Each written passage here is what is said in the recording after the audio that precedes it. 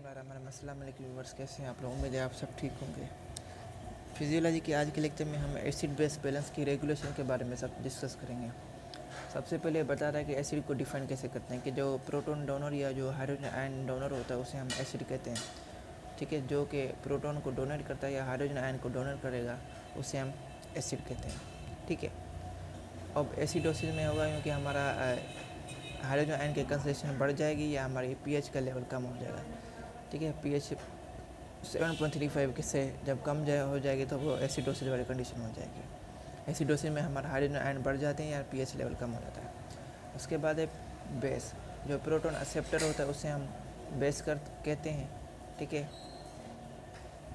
Acid क्या था, proton donor था, और बेस हमारा प्रोटॉन एक्सेप्टर होता है, और ये हमारा हाइड्रोजन आयन के साथ कंबाइन करके उसे रिमूव करता है सॉल्यूशन से, उसे हम बेस कहते हैं।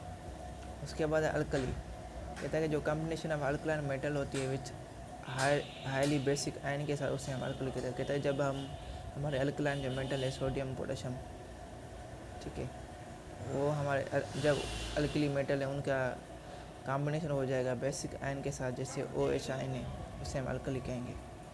उसके बाद है अल्कलोसिस, कहता है कि जब अल्कलोसिस में हाइड्रोजन आयन की कंसंट्रेशन कम हो जाती है या पीएच का लेवल बढ़ जाता है। पीएच हमारा ये जो होता है 7.45 से अब चली जाती है। अब सबसे पहले पीएच को डिफाइन करा कि जो हमारा हाइड्रोजन आयन की कंसंट्रेशन का जो नेगेटिव लॉग होता है उसे हम पीएच कहते हैं। पीएच का जो फार्मूला है वो pH is equal to minus log hydrogen ion. उसके बाद सबसे पहले बता रहा है कि pH of blood 7.4 plus minus 0.05।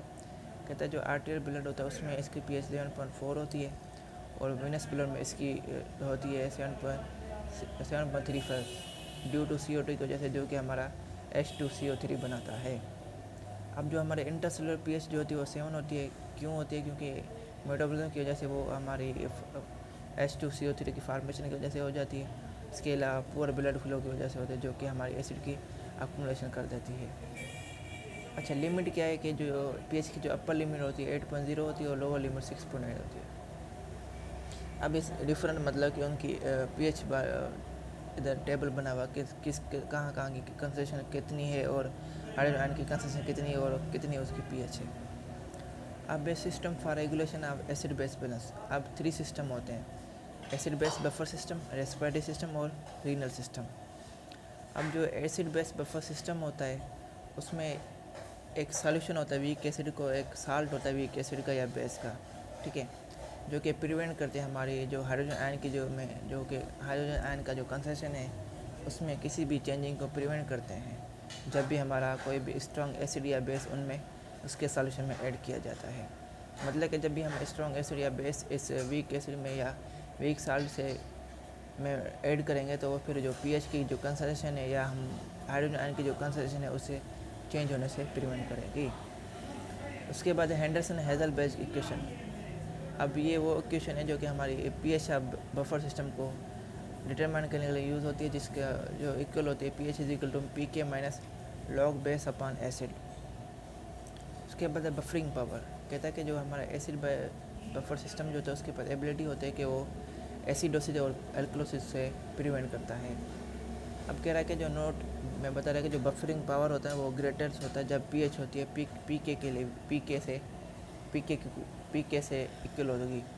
इसके अलावा बता रहा है कि जो बफरिंग पावर होती है वो हमारे जो बफर सिस्टम सब्सटेंसेज हैं उसके कंसंट्रेशन के डायरेक्टली प्रोपोर्शनल होती है। अच्छा, उसके बाद है major buffer system of body, उसमें 3 हैं, जिसमें सबसे पहले है बाइकार्बोनेट बफर सिस्टम।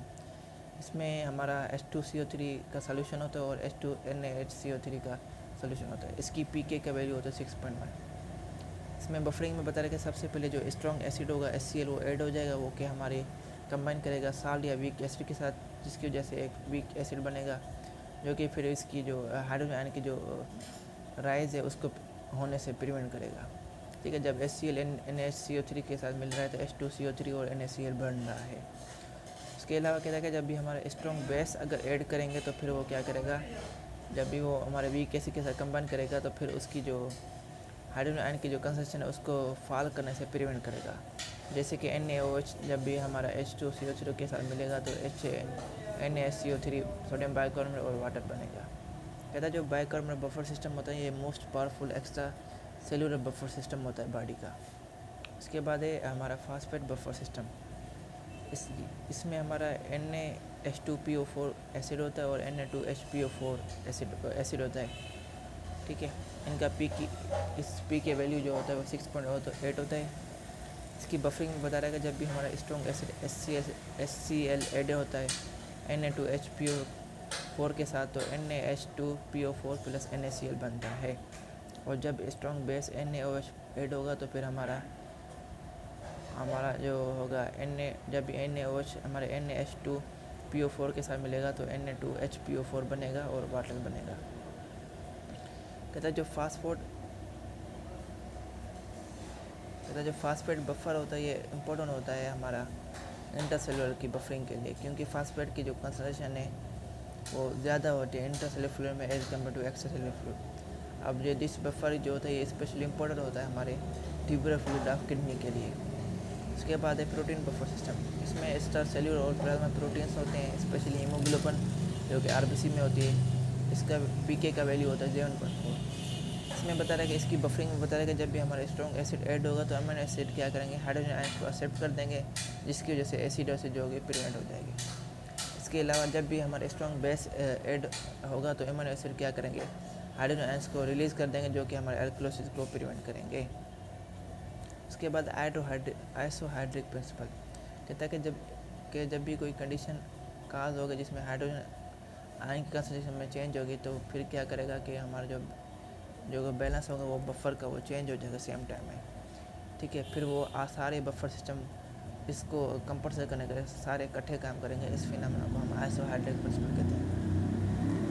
अब है respiratory system for regulation of acid base balance. सबसे पहले बता रहे हैं कि जब भी हमारा CO2 का जो मेटाबॉलिक फॉर्मेशन बढ़ जाएगी तो फिर H2CO3 लेवल बढ़ जाएगा, जिसकी वजह से pH हमारी डिक्रीज हो जाएगी तो एसिडोसिस काज होगी जी। उसके बाद हमारी हाइड्रोजन आयन की कंसंट्रेशन बढ़ जाएगी, जो कि डायरेक्ट इफेक्ट देगी हमारा हाइड्रोजन आयंस का रेस्पिरेटरी सेंटर जो मेडुला में वहाँ करेगी, जिसकी वजह से हमारा जो वेंटिलेशन का रेट बढ़ जाएगा और हमारा एक्सेस जो CO2 है वो ब्लोन ऑफ हो जाएगा। फिर होगा यूँ कि हमारा जो pH इंक्रीज होगा वो नॉर्मल की तरफ चला जाएगा और एसिडोसिस को प्रिवेंट करेगा। कहता है जब भी हमारे मेटाबॉलिक फॉर्मेशन CO2 की डिक्रीज होगी तो फिर हमारे आल प्रोसेस अपोजिट डायरेक्शन में चले जाएंगे, जिसकी वजह से हमारे जो pH जो डिक्रीज हो रही थी वो नॉर्मल की तरफ जाके फिर एल्कलोसिस को प्रिवेंट कर देगी। उसके बाद है renal system for regulation of acid base balance. कहता है जब भी हमारे ECF में हमारा CO2 का लेवल बढ़ जाता है तो फिर हमारा जो इनकी जो CO2 है वो एपिसिलियस ऑफ रेन्यूल टेबल में चला जाता है। इसके बाद CO2 हमारे हाइड्रोजन के साथ कार्बोनिक एनहाइड के इन्फ्लुएंस में H2CO3 एपिसिलियस सेल में बना देता है। फिर जो H2CO3 होगा वो ब्रेक डाउन हो जाता है हाइड्रोजन आयन और HCO3 आयन में।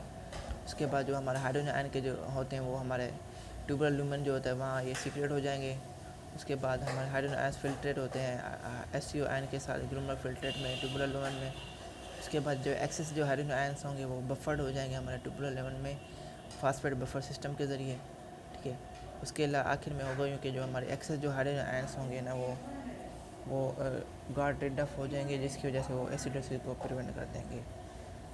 इसके अलावा बता रहा है कि जब भी हमारा ECF में CO2 का लेवल कम हो जाएगा एल्कलोसिस वाली कंडीशन में तो हाइड्रोजन आयंस की जो फार्मेशन वो कम हो जाएगी, जिसकी वजह से उसकी सीक्रेशन जो होगी हाइड्रोजन आयंस की ट्यूबुलर लुमेन में डिक्रीज़ हो जाएगी, जिसकी वजह से हमारा क्या होगा कि हमारे लेज हाइड्रोजन आयंस जो होंगे वो अवेलेबल होंगे।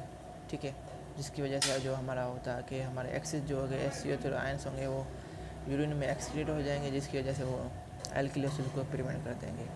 ठीक है, तो आज का लेक्चर हम यहाँ एंड करते हैं। उम्मीद है आपको लेक्चर अच्छा लगा होगा।